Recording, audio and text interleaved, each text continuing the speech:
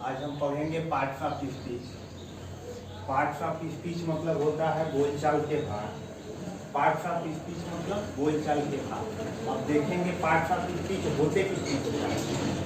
तो kinds of parts of speech, kinds of parts of speech,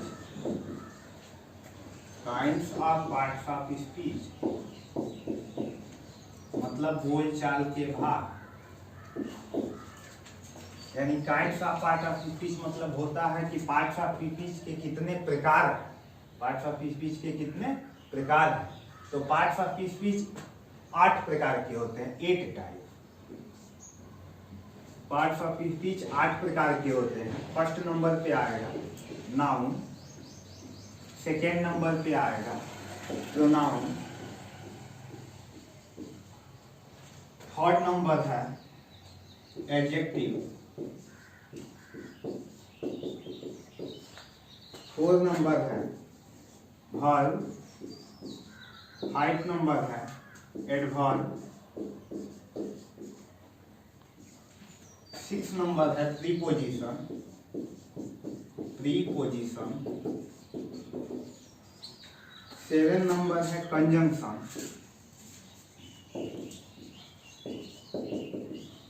8 number है interjection.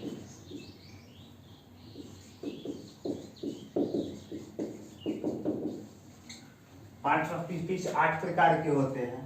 पहला noun, दूसरा pronoun, तीसरा एडजेक्टिव, चौथा वर्ब, पांचवा एडवर्ब, छठवां प्रीपोजिशन, सातवां कंजंक्शन, आठवां इंटरजेक्शन। और इसमें से पहला नंबर हम लोग पढ़ेंगे नाउन। इसमें का फर्स्ट नंबर पढ़ेंगे नाउन। नाउन कहते किसे हैं? सबसे पहले देखेंगे नाउन होता क्या है। नाउन मतलब एक लाइन में समझेंगे। नाउन का मतलब होता है दुनिया में जितनी भी चीजें हैं सब नाउन है। दुनिया में जितनी भी चीजें हैं सब नाउन है। Noun is a naming word. Noun is a naming word,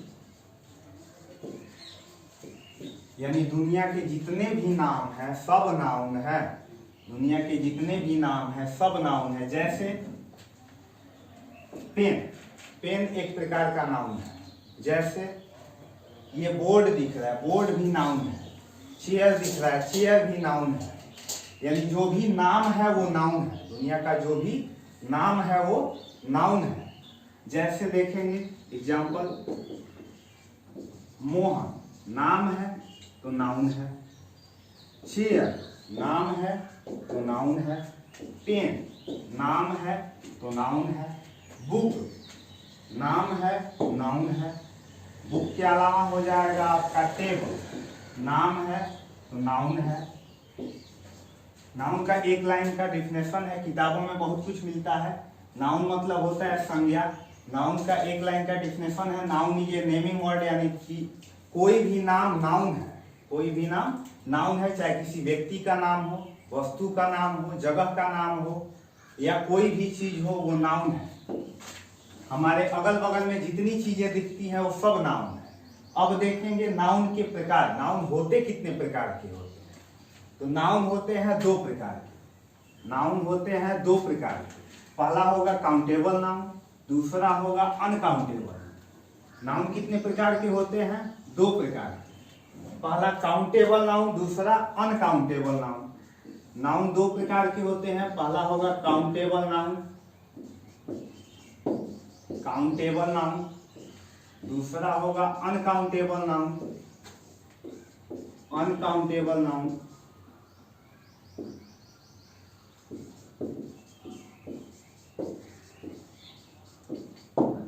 पहला होगा काउंटेबल नाउन, दूसरा होगा अनकाउंटेबल नाउन। काउंटेबल का मतलब होता है जिसको हम गिन सकते हैं, जिसको हम काउंट कर सकते हैं वो होता है काउंटेबल नाउन। जिसको हम काउंट कर सकते हैं वो होता है countable noun.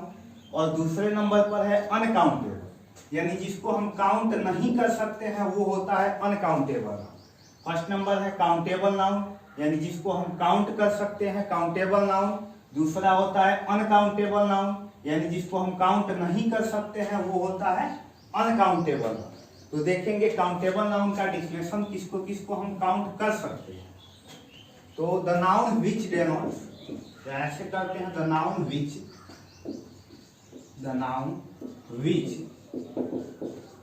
We can be counted, the noun which we can be counted is called countable noun, is called countable noun, is called countable noun। यानी कि जिस नाउन को हम गिन सकते हैं वो होता है काउंटेबल नाउन। जैसे एग्जांपल देखेंगे किसको गिन सकते हैं। पहले सबसे पहले तो हम मान लेते हैं कोई नाम, पंकज एक है, गिन सकते हैं, काउंटेबल है। मान लीजिए पंकज को हम कह दिए बॉय को भी गिन सकते हैं, लड़कों की संख्या, ये भी काउंटेबल नाउन होगा। मान लीजिए कहते हैं हम चेयर, ये भी काउंटेबल होगा, इसको भी गिन सकते हैं। टीचर या टीचर्स करते हैं, कुछ भी करेंगे, इसको भी हम गिन सकते हैं। कोई भी नाम होगा जिसको हम, या कोई भी चीज, कोई भी वस्तु जो भी है जिसको हम गिन सकते हैं वो होता है काउंटेबल नाउन। जिसको हम गिन सकते हैं वो होगा काउंटेबल नाउन। जैसे बंच कर देते हैं, गुच्छा, ये भी काउंटेबल नाउन है। क्लास कर देंगे, ये भी काउंटेबल नाउन है। स्टूडेंट हो जाएगा, ये भी काउंटेबल नाउन है। यानी जिस नाउन को हम गिन सकते हैं वो होता है काउंटेबल नाउन। काउंटेबल समझ में आया, जिस नाउन को हम गिन सकते हैं उसे कहते हैं काउंटेबल नाउन। अब दूसरे नंबर पे होता है अनकाउंटेबल नाउन। अनकाउंटेबल मतलब अभी बताए, अनकाउंटेबल मतलब होता है जिस नाउन को हम गिन नहीं सकते हैं वो होता है अनकाउंटेबल नाउन। जिस नाउन को हम गिन नहीं सकते हैं वो होता है अनकाउंटेबल नाउन। इसी पे लिख लेते हैं अनकाउंटेबल नाउन, यानी जिस नाउन को हम गिन नहीं सकते हैं उसे कहते हैं uncountable noun. The noun which we cannot be counted is called countable noun।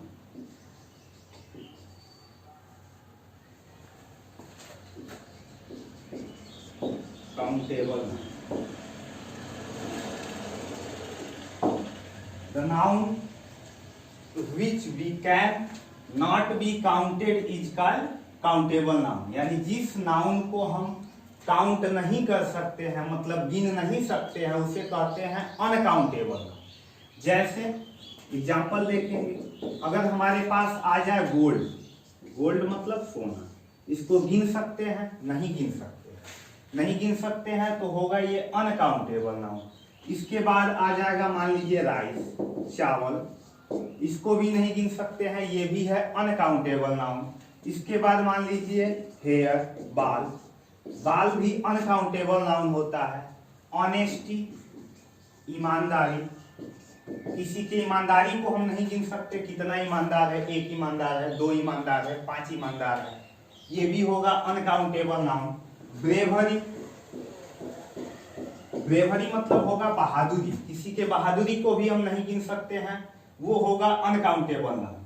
फिर से सुन लीजिए, जिस नाउन को हम गिन सकते हैं वो होता है काउंटेबल नाउन, जिस नाउन को हम नहीं गिन सकते हैं वो होता है अनकाउंटेबल नाउन। शुरू से बता दे रहे हैं फिर से, नाउन, नाउन मतलब noun is a naming word. Noun is a naming word, यानी दुनिया का जो भी नाम है वो नाउन है। दुनिया का जो भी नाम है वो नाउन है। नाउन 2 प्रकार के होते हैं, काउंटेबल नाउन और अनकाउंटेबल नाउन। नाउन 2 प्रकार के होते हैं, काउंटेबल नाउन और अनकाउंटेबल नाउन। ऐसे देखते हैं, पहला हो जाएगा काउंटेबल,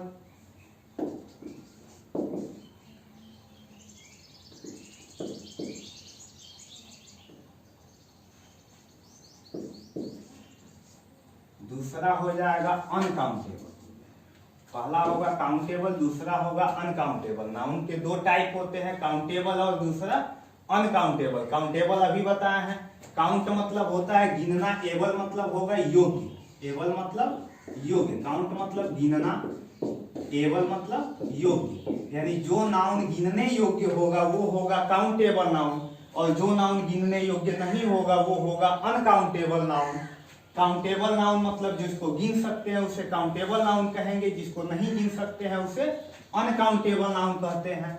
अब देखेंगे काउंटेबल और अनकाउंटेबल के पार्ट कौन कौन होते हैं। काउंटेबल और अनकाउंटेबल के पार्ट कौन कौन होते हैं। काउंटेबल नाउन तीन प्रकार के होते हैं। काउंटेबल नाउन को तीन पार्ट में डिवाइड किया गया है। काउंटेबल नाउन, काउंटेबल नाउन इसके तीन पार्ट होते हैं। पहला हो जाएगा प्रॉपर नाउन, पहला होगा प्रॉपर नाउन, दूसरा पार्ट होगा कॉमन नाउन, और तीसरा पार्ट होगा collective noun. Collective noun. Countable noun के तीन पार्ट होते हैं। पहला प्रॉपर नाउन, दूसरा कॉमन नाउन, तीसरा कलेक्टिव नाउन। पहले देखेंगे हम प्रॉपर नाउन को। प्रॉपर नाउन का डेफिनेशन देखते हैं। The noun which denotes proper person, place, thing या थिंग्स रहते हैं, नेम ऑफ एक्शन,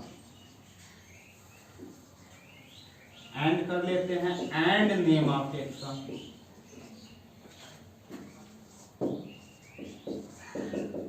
अब देखेंगे नेम ऑफ एक्शन शायद ही किसी किताब में मिलता है। नेम ऑफ एक्शन बहुत लोगों को पता नहीं होगा कि name of action proper noun होता कैसे है। पहले तो इसको हिंदी में समझते हैं। प्रॉपर नाउन, प्रॉपर नाउन उसे कहते हैं the noun which denotes proper person, place, thing and name of action. यानी कि कोई भी खास व्यक्ति का नाम हो, जगह का नाम हो, वस्तु का नाम हो, या कोई क्रियाकलाप का नाम हो, वो प्रॉपर नाउन होता है। The noun which denotes proper place, thing and name, proper person, place, things and name of action.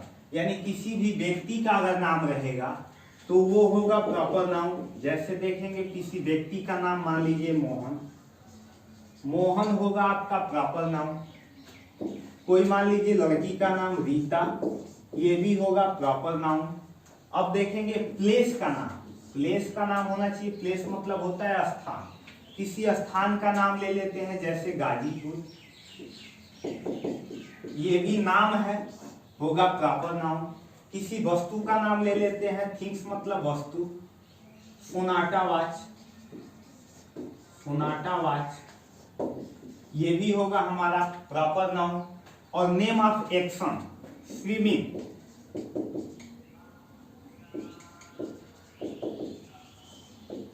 To eat, ये चीजें अलग दिख रही होंगी कि ये कैसे नाउन होगा, इसको अभी बताएंगे ये कैसे नाउन होता है। सबसे पहले देखेंगे किसी भी व्यक्ति का नाम होगा वो प्रॉपर नाउन होगा। किसी व्यक्ति का नाम होगा, नाम होना चाहिए। अगर ऐसे समझ में ना आए तो एक लाइन में समझ लीजिए कि दुनिया में जो इकलौता है वो होता है प्रॉपर नाउन। जो भी दुनिया में इकलौता होता है वो होता है प्रॉपर नाउन। जैसे मोहन, मोहन इकलौता है। कोई मान लीजिए मोहन नाम का लड़का है, कोई मोहन नाम का लड़का है, इस लड़के जैसा दुनिया में कोई नहीं होगा। मोहन नाम तो हो सकता है लेकिन उसका गुण नहीं मिलेगा, उसका चाल चलन, बोल चाल, हर चीज नहीं मिलेगा। यानी कोई भी नाम होगा, कोई भी लड़का हो या लड़की हो, वो दुनिया में इकलौता होता है। जो दुनिया में इकलौता है वो होता है प्रॉपर नाउन। जो भी दुनिया में इकलौता होगा वो होगा प्रॉपर नाउन। जैसे गाजीपुर देखेंगे, गाजीपुर शहर के नाम का कोई और शहर हो सकता है लेकिन गाजीपुर जैसा उसका गुण नहीं होगा, गाजीपुर जैसा उसका संरचना नहीं होगा, इसलिए प्रॉपर नाउन होता है। यानी प्रॉपर नाउन दुनिया में जो इकलौता होता है वो होता है प्रॉपर नाउन। इंग्लिश में देखेंगे the noun which denote proper person, place, thing and name of action. Proper noun, ये समझ में आया। मोहन कोई नाम है तो प्रॉपर है, पर्सन है। गीता भी पर्सन है, प्रॉपर है। गाजीपुर हो गया, इलाहाबाद हो गया, कानपुर हो गया, दिल्ली हो गया, इंडिया हो जाएगा, अमेरिका, मतलब जिन भी जगहों का नाम होगा वो प्रॉपर होगा। सोनाटा वाच हो गया, रामायण हो जाएगा, गीता हो जाएगा, बाइबल हो जाएगा, ये सब होता है प्रॉपर नाउन। अब देखते हैं ये स्विमिंग कैसे प्रॉपर नाउन होगा। स्विमिंग कैसे प्रॉपर नाउन होगा? तो जब कोई, ये तो वर्ब है, स्विम मतलब होता है तैरना, ईट मतलब होता है खाना। तो वर्ब का कोई भी मीनिंग, अगर हम स्विमिंग की बात करते हैं, स्विमिंग मतलब अगर किसी को पता होगा तो स्विम मतलब होता है तैरना। लेकिन जब कोई वर्ब किसी सेंटेंस के सब्जेक्ट या ऑब्जेक्ट का काम करता है, जब कोई वर्ब किसी सेंटेंस के सब्जेक्ट या ऑब्जेक्ट का काम करता है तो वो वर्ब हो जाता है प्रॉपर नाउन। वो वर्ब हो जाता है प्रॉपर नाउन। सब्जेक्ट और ऑब्जेक्ट, किसी भी सेंटेंस में तीन चीज होता है, सब्जेक्ट होता है, वर्ब होता है और ऑब्जेक्ट होता है। सब्जेक्ट होगा, वर्ब होगा और ऑब्जेक्ट होगा। तो जब कोई वर्ब सब्जेक्ट का काम करे या ऑब्जेक्ट का काम करे तो वो हो जाएगा हमारा प्रॉपर नाउन। जैसे देखेंगे प्रॉपर नाउन होगा कैसे। और एक और चीज, कभी भी किसी भी सेंटेंस का सब्जेक्ट या ऑब्जेक्ट या तो नाउन होगा या तो प्रोनाउन होगा, या तो नाउन होगा या तो प्रोनाउन होगा। अदर कोई पार्ट ऑफ स्पीच का प्रीपोजिशन कभी सेंटेंस का सब्जेक्ट नहीं बनेगा। एडजेक्टिव कभी किसी सेंटेंस का सब्जेक्ट नहीं बनेगा। इसके अलावा वर्ब कभी किसी सेंटेंस का सब्जेक्ट नहीं बनेगा। इंटरजेक्शन, कंजंक्शन, जितने भी पार्ट ऑफ स्पीच बताए हैं शुरू में हम ऑटो टाइप में, नाउन और प्रोनाउन को छोड़ के कोई भी कभी किसी सेंटेंस का सब्जेक्ट या ऑब्जेक्ट का काम नहीं कर सकता है।